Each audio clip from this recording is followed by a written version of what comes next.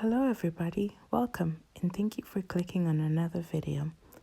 In this video, I will attempt to give my grandma a makeover. Let's get started.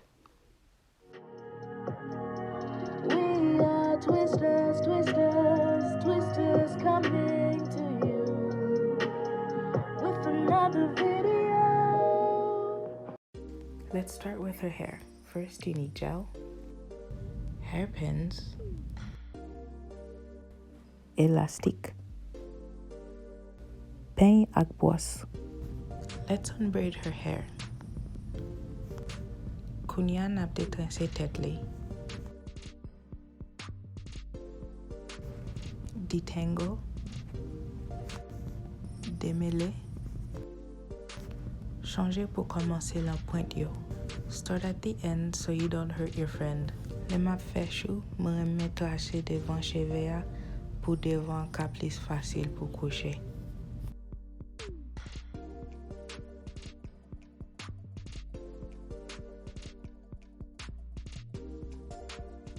Moi prends ti élastique pour me kembe cheveux derrière yo ensemble.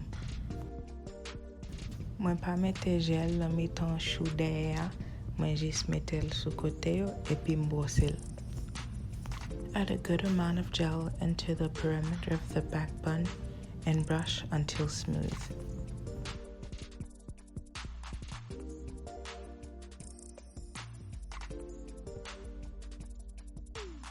Me retire ti élastique là et puis me rassembler cheveux.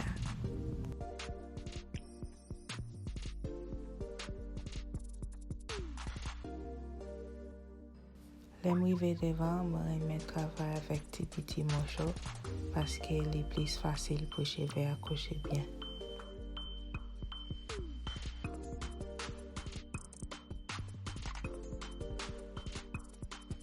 I think it's easier to work in small sections in the front.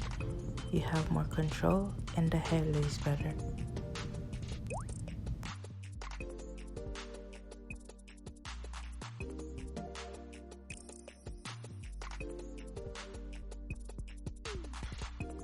Always ask your client what side they like their parts. Toujours mande client qui parti yo vle cheveux yo ale. Le ou fait comme ça, la montrer ou gen respect pour yo et puis ou pas l'anciel plus facile. Sur mes vidéos ça déjà, pas oublier peser pouce qui bon. Moi connais créole, moi pas bon en pile, mais moi fais gros effort. Moi fais effort parce que moi remets nous. Si nous remèm tout, abandonne.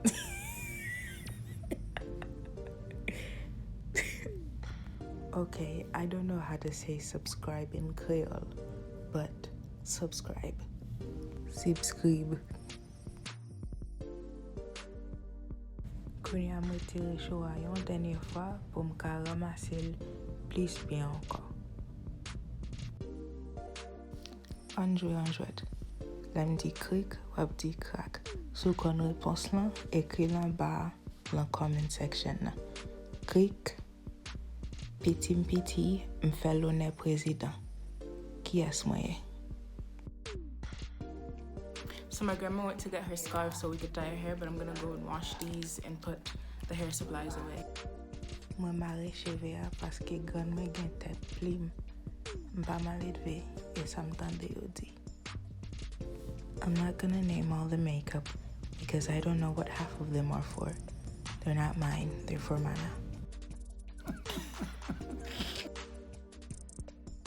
Si nous là toujours continuer garder, tan là nous parlons grand tourner en jeune fille.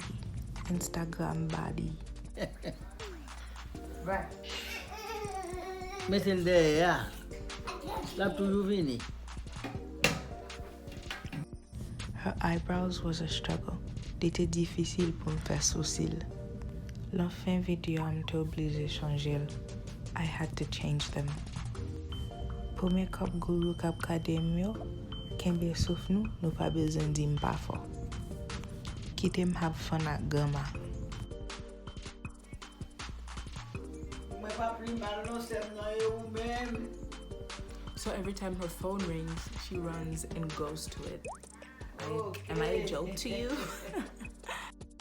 Ok, merci. Olga.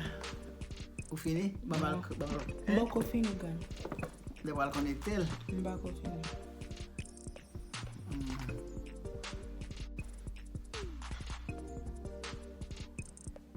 Ça, bon, c'est ça, vous sentez le déjà. What do you think? That was my first time adding falsies.